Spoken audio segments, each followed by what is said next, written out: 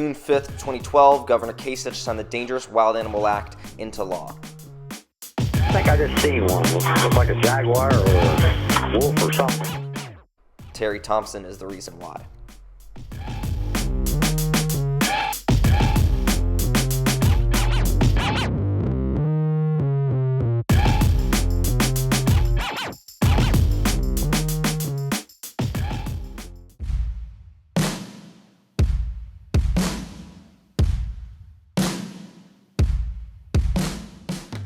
Terry Thompson was a 20-year-old draftee to the Vietnam War, hailing from Zanesville, Ohio. Terry was in the 155th Assault Helicopter Company at Camp Coryell near the Cambodian border. Although he told friends back home he was a gunner, his military personnel file has him listed as a mechanic.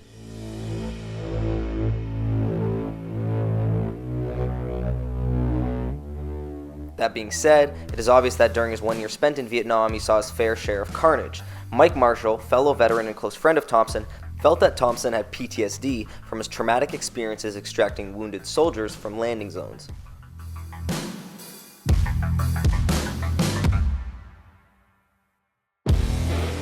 However, Terry Thompson would tell Marshall and later his future wife Marion that one thing that kept him sane during his service was when he befriended a little monkey he named Jeb. He reportedly took care of it for the majority of his time spent there, planting a seed for a lifetime of caring for wild animals. When Terry returned home from Vietnam on January 18, 1970, those close to him noticed a difference, but could not quite describe it. He also became infamous in Zanesville for his daredevil antics, replacing the adrenaline of war with helicopters, motorcycles, planes, and speedboats. He married his childhood sweetheart, Marion Sharp, in 1977. Thompson ran a motorcycle shop that later received its license to sell arms in 1979. Out of it. Lone alcohol flat bottom, Master Blaster Terry Thompson, 280 with a 709 elapsed time, Sonny Jones. And here we see the reason Terry Thompson, Zanesville, Ohio. Boat did not take a proper set. In 1987, Thompson purchased a 75-acre farm in Zanesville, Ohio. He would sell his motorcycle dealership in 1991, but retain his gun license, keeping the entire collection in his basement.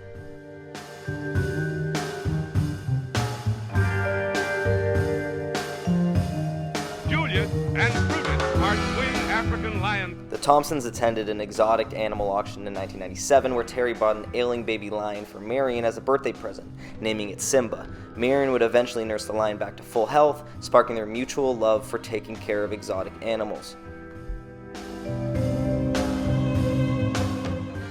From 1997 to 2005, Terry continued to add animals to his collection. Terry revealed in a 2011 deposition that he preferred to barter for his animals, and that he might trade a gun or a car engine for a monkey, a leopard, a baby tiger. However, it is believed that the majority of Thompson's animals were given to him by owners who could not properly take care of them.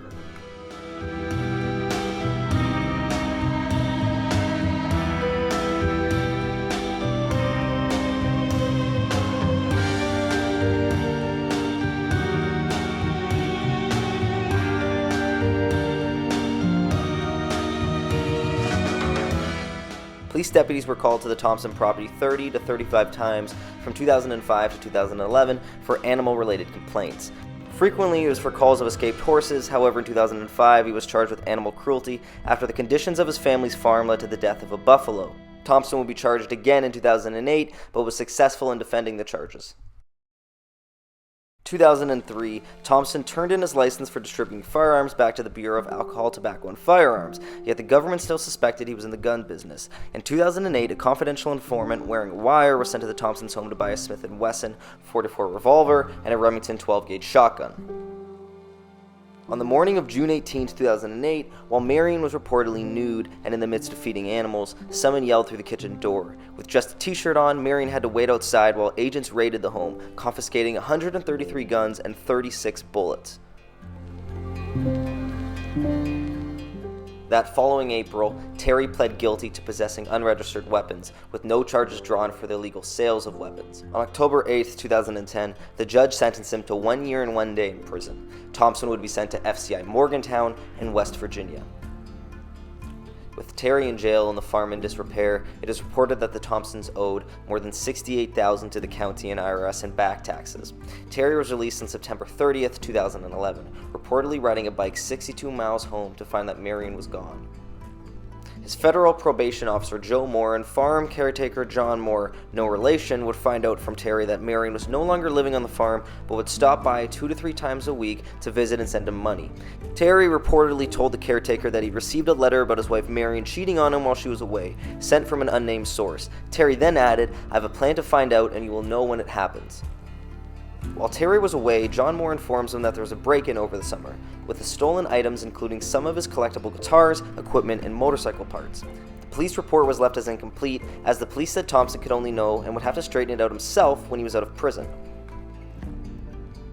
Moore describes the weakening mental state of Thompson in his book 18 Days to Massacre, co-written by Teresa Headley. Moore claims that after Thompson's return from jail, he seemed to be suffering from a series of symptoms that included drastic memory loss, confusion, depression, and overall erratic behavior. Moore recounts Terry asking questions 6 times over and being hung up on the phrase, "What does it all mean?" reportedly asking him 3 to 5 times a day. These symptoms would eventually lead Thompson to a run-in with the law in the short time he had been home. During one afternoon, a lioness escaped free from his cage and ended up in the van. Terry took this as an opportunity to drive to McDonald's, and while on his way home, he got out on foot to look for an already escaped horse from earlier that week.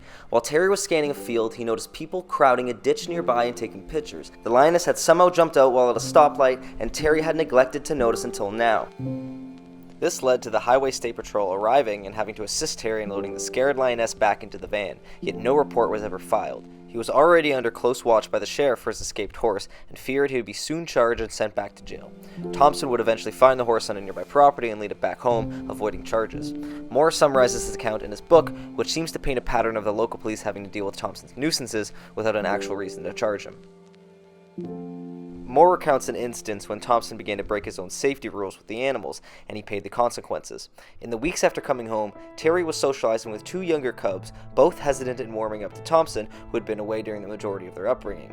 One of the cubs swiped at Thompson and caused a set of deep lacerations on his arm. Thompson, pouring with blood, ran into his home to dress his wounds. While doing so, he neglected to remember that a Celebes macaque monkey was loose and roaming around the house. The sight of Thompson in distress caused the monkey to become extremely agitated, forcing it to bite Terry's hand. By Moore's account, the monkey would not let go until Terry smacked it in the snout.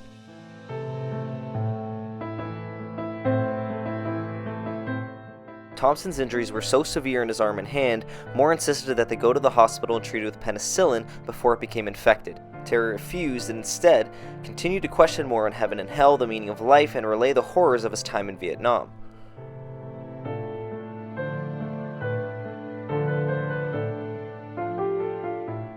Three weeks after being released from prison, Terry Thompson would finally reveal to the world what he was planning. You're just not another face in the crowd in the community like Zanesville. You literally just can't get lost here in the same way that you can in the metropolitan area. John Moore last spoke to Terry Thompson at approximately 11 a.m., the two discussing plans for the new horse pen. Terry was eager for John to arrive and get started. Moore was studying towards a degree in zoology at the time and would typically arrive at the farm around 5:30 p.m. after classes. Moore claims that Terry was seen around 3 p.m. by his neighbor as he stopped by to drop off some saddles. Moore later said he also found a receipt from Kmart where Terry had purchased multiple sets of new clothes that same day. With Thompson's pending house arrest soon to take effect, he made efforts to run errands that would become a nuisance after the bracelet was attached. Thompson had lost 48 pounds since he went to prison and had taken to keeping his pants up with whatever he could find. Around 5 p.m., Sam Kopchak went to check on a recently purchased horse he was introducing to his pasture. While on the way to do so, he spotted a bear running up the side of his neighbor's property. Kopchak lived beside Terry Thompson and was familiar with his history of animals getting loose.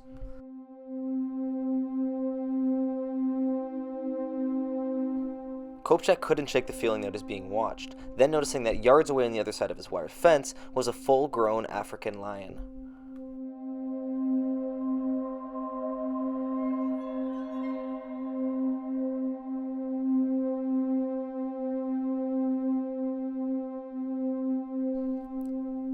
Kopchak raced with his horse into the barn and called his mother Dolores, who was inside the nearby house. She called the Thompsons to no avail, then 911 shortly after. Alongside Sergeant Steve Blake, Deputy Jonathan Mayer was the first officer to arrive on the scene. was soon after Deputy Mary knocked on the Kopchak household that a gray wolf would charge the property. Deputy Mary herded the wolf back to the road and upon speaking to Sergeant Blake was informed to kill the wolf. Well, one wolf dispatched. I had to run through a field. It was in a hay field. Unfortunately, I had to fire on the wolf. We have dispatched 2 more African lions. One is wounded roaming the property break. This would mark the beginning of arguably the most horrific case of exotic pet ownership gone awry. Immediately after Deputy Mayer was forced to put down the wolf, dispatch informed him of a lion cornered at the entrance of the Thompson residence. Meanwhile, Sergeant Blake and State Highway Patrolman Lieutenant Ryan decided to shut down Kopchak Road, blocking off access from Ridge Road and US 40. These warnings to the public would be as clear as can be. If they're out, put them down. Negative, if they're not out of the fence, do not shoot it. Before I heard shots, go ahead. When Deputy Mary arrived at the entrance of the Thompson property, he saw Lieutenant Ryan and another officer running along the roadway claiming a black bear had exited the livestock fence and was now running loose. After locking eyes with the bear, Deputy Mary shot the animal with his pistol, it then collapsing approximately 7 feet away. The black bear then did turn in my direction and ran directly towards me. I fortunately was able to draw my duty pistol, fired one shot, killing the animal instantly. After killing the bear, Deputy Mary grabbed his patrol rifle again as he noticed the cornered lioness charging for the Kopchak's property on the east side of the Thompson farm. Deputy Mary pursued on foot, shooting and killing the animal. Immediately after this, Mary saw a mountain lion headed south towards 350 Kopchak Road.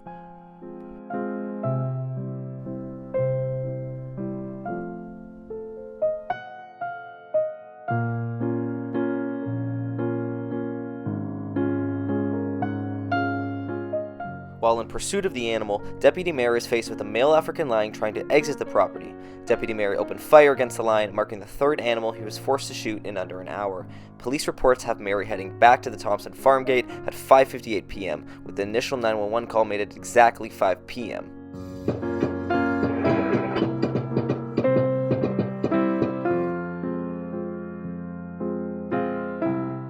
Now, the following series of events have become the subject of debate among conspiracy theorists due to a variety of influencing factors.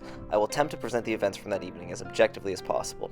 All information is sourced directly from the Muskingum Sheriff County Police reports in the book 18 Days to Massacre, written by Thompson's caretaker, John Moore. Sergeant Steve Blake was the other officer first on the scene, in fact arriving before Deputy Mary at approximately 5:10, by his account in a 2012 Esquire article. Once Mary arrived 1 to 2 minutes later, Blake dispatched him next door to address the Kopchak's 911 call. They both claimed to have seen a bear at the front gate and a lion by the nearby fence line. Blake then radios into dispatch to call the Thompson residence again, with no answer after repeated attempts. He then radios his Captain Jeff LeCoq to let him know that animals were loose on the Thompson farm, approximately 5:15 p.m. Hi, Terry. This is the sheriff's office. We were trying to get a hold of you. Give us a call. While Mary is chasing down the wolf, Blake makes the decision to shut down the road and dispatches another officer to do so. Around the same time, he claims that a farmhand of Fred Polk, Thompson's neighbor, arrived at the front gate to investigate the sirens. Conveniently, this employee was able to lift the gate from the hinges for Blake, providing access to the property from approximately 5:15 to 5:30. Although neighbors, Polk and Thompson had an established history of feuding over escaped animals. In 2005, Terry's Rottweilers crossed into Fred Polk's property, killing a calf. Terry apologized and told Polk he would never see these dogs again. 3 days later, the dogs would kill 2 more calves. Polk retaliated by shooting both of the dogs. Terry was reportedly so grief-stricken he collected the animals and put them in the front seat of his new pickup truck. Thompson dug a grave for his dogs on his front lawn and buried them shortly after. It was now the same neighbor and his farmhand who arrived at the Thompson property in the short window before any other members of law enforcement arrived. No other officers mentioned the presence of these two in the official police reports, or their role in assisting Sergeant Blake. In fact, out of all the major outlets that cover the story, only one article by Esquire mentions it in passing, an interview with Steve Blake.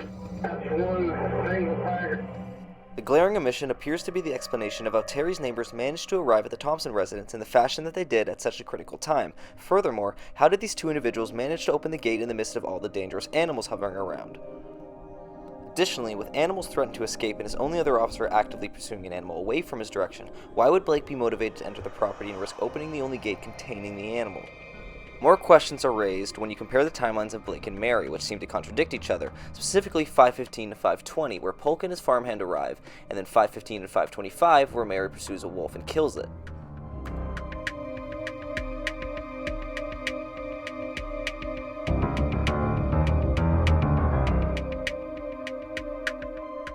This means that by the provided timeline, Deputy Mary, while in pursuit of the wolf, would have passed right by Polk and his farmhand. It would be unlikely for someone to witness this and continue heading to the source of the danger. This raises the first of many inconsistencies that would appear on official police reports. By Blake's account, he drove up to the house, honked his horn, and saw several wild animals around and did not see Terry. After driving back down to the gate, he said that Terry's caretaker, John Moore, had arrived at approximately 5:30 p.m. Blake said that Terry was not there, and Moore asked if his white van was parked out front. Blake confirmed, so Moore insisted they go back up to check for Terry. John Moore would be the only civilian to enter the property before it is officially secured at 8:30 p.m., and as it happens, Moore's account of that night appears to differ from what was written on official police reports. When Moore arrives, he is met with a police barricade that is blocking off access to Kopchak Road. Upon identifying himself, Deputy Blake tells Moore they need to drive up to the house immediately and see if they can rouse Terry.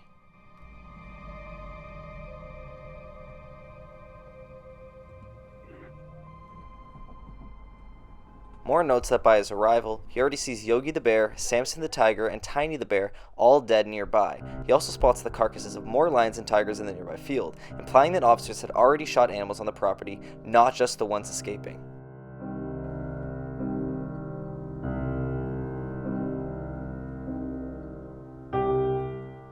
As the two drive to the house, Moore notices that some of the cages are cut and some of the animals are loose, but not all of them. Sergeant Blake offers Moore a rifle for protection, which Moore declines, and explains that he can still save the cats without harming them. As they make their way to the house, John herds two lions, Simba Jr. and Mufasa, away from the front entrance.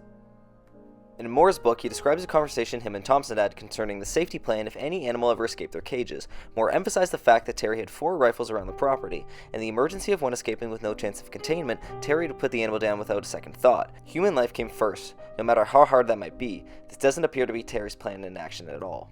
Moore recounts Sergeant Blake and himself looking through the house only to find 2 caged Celebe macaques, Kong and Kane, both upset and shrieking at the presence of strangers. Unable to find Terry, the two began to make their way back down to the driveway when something caught Moore's eye near the horse path behind a row of cages. On Moore's way to investigate what he saw, he came across 2 15-month-old lionesses, Kenya and Kanya.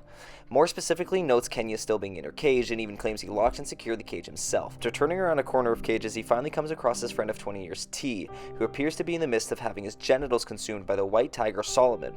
Moore pleads with Blake to allow him to wrangle Solomon, and Blake can tend to Terry. Blake refuses and says there's no helping him now, taking the two of them back down the hill.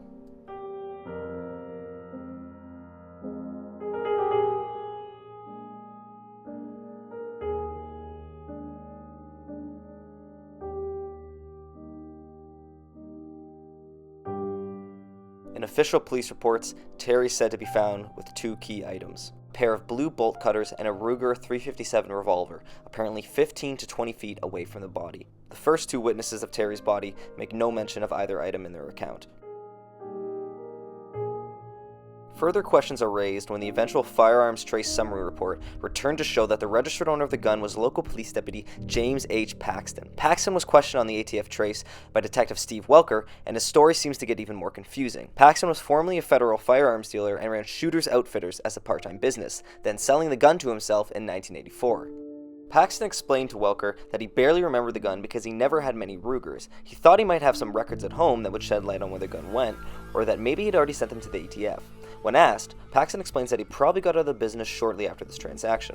No formal investigation was ever conducted, and reports conclude with Paxton claiming he had only found records of himself purchasing the gun in 1984, and he simply could not recall where the gun went and where it might have left his possession. One piece of critical information provided by Moore in his book was his comments about the pistol found by Terry's body.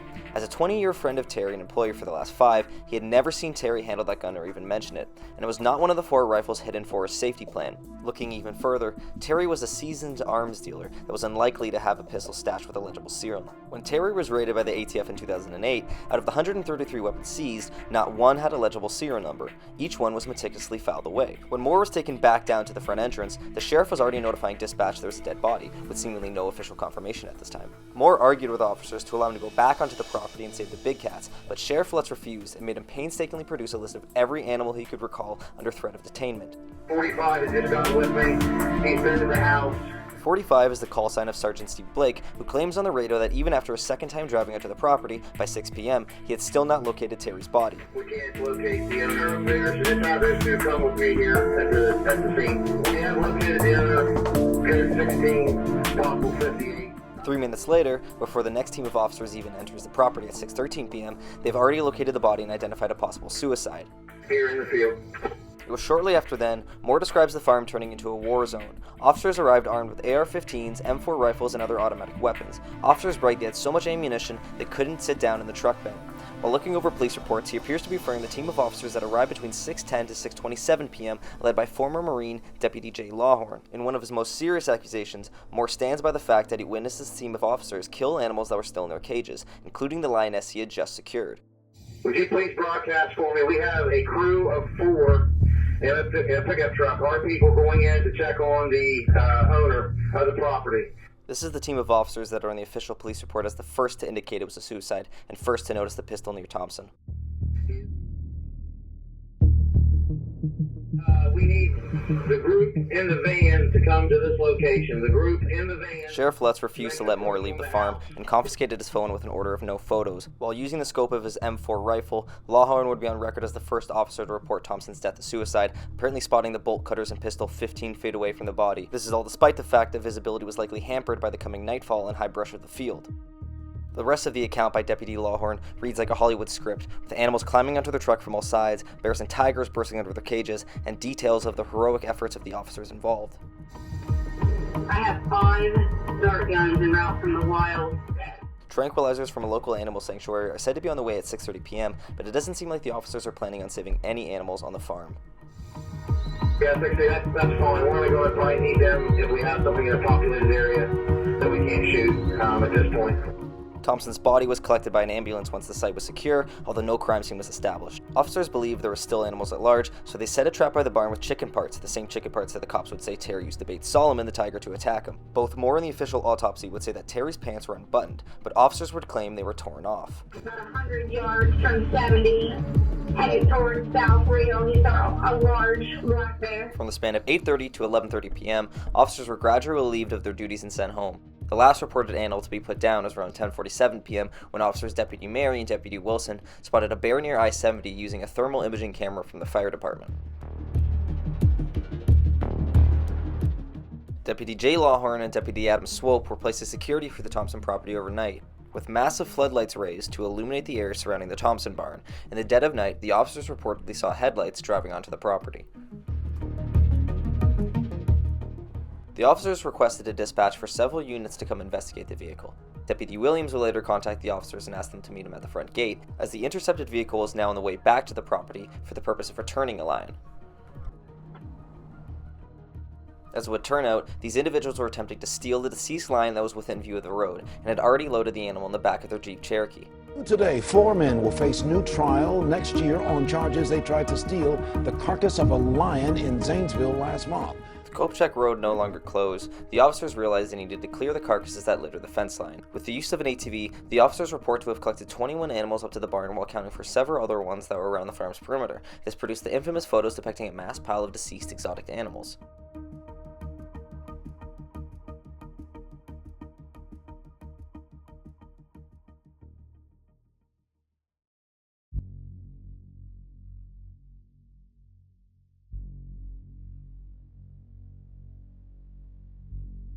In the early morning of October 19th, Deputy Lawhorn and Deputy Joseph escorted John Moore back to the Thompson property in an attempt to save any animals that may still be living. And likely to help identify the ones deceased, they encountered a tiger hiding in the low brush near Fred Polk's property line.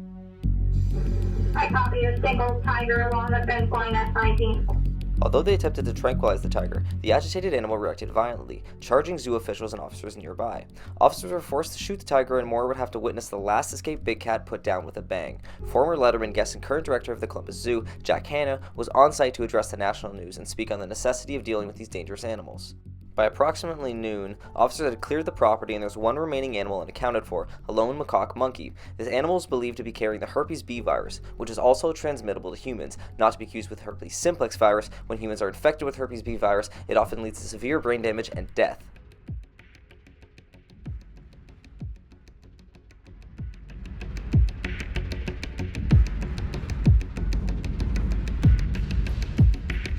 Despite the belief that the monkey was likely eaten, officers would have to do their due diligence and follow up with a call received that evening about a strange Craigslist post involving a missing monkey for sale.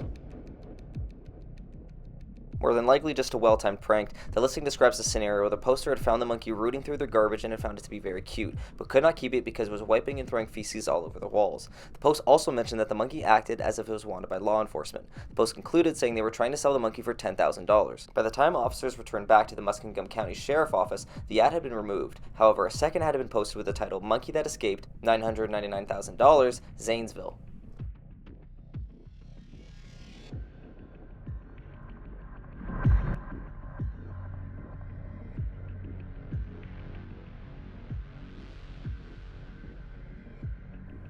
It is my guess that a distraught Marion Thompson posted the second listing, desperate to get any of her children back, although there is no evidence to substantiate this claim.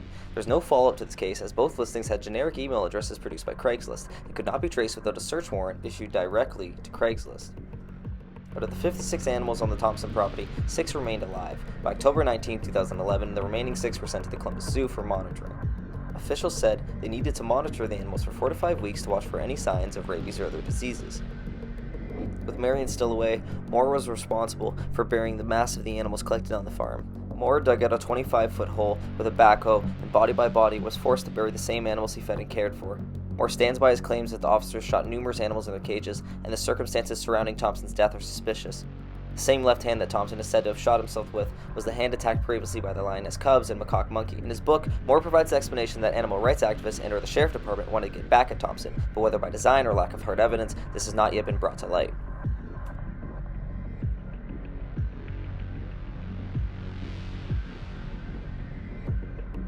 Sadly, in January 2012, one of the spotted leopards being held at the Columbus Zoo was fatally injured by a gate while moving from the cleaning enclosure to the feeding enclosure.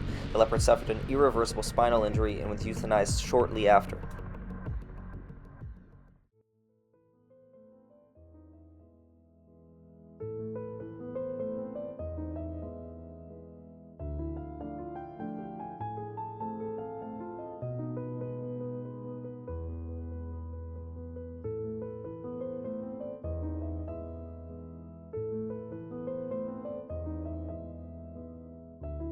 Finally, after nearly 7 months of quarantine, Marion Thompson was able to convince the courts to release her animals back to her custody on Friday, May 4th, 2012.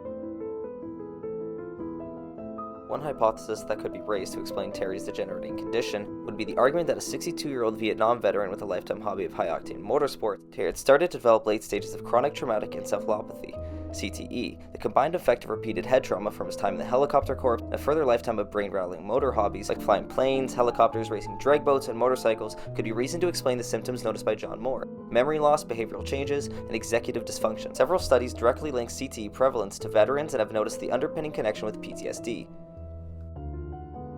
The Zanesville Massacre seems to leave a few major questions unanswered and provide a spark for conspiracy theorists who are looking for more signs of a crooked local police department messing with an individual who's within his rights of the law. How did one man open all the cages on the Thompson farm between 3 to 5 p.m.? What time did Sergeant Steve Blake truly arrive at the farm, how was he let in, and how did he miss Thompson's body on his first drive onto the property? Why was the gun found on the scene registered to a sheriff deputy? Did the Zanesville police take advantage of the deteriorating Thompson and catch him in the middle of another breach safety rule with the animals, or were they just acting in the heat of the moment to mitigate a dangerous situation? We weren't just dealing with one or two that had gotten loose. I'd have to describe that night as something that I hope me or anybody else never has to encounter again. It was a sad event, to say the least.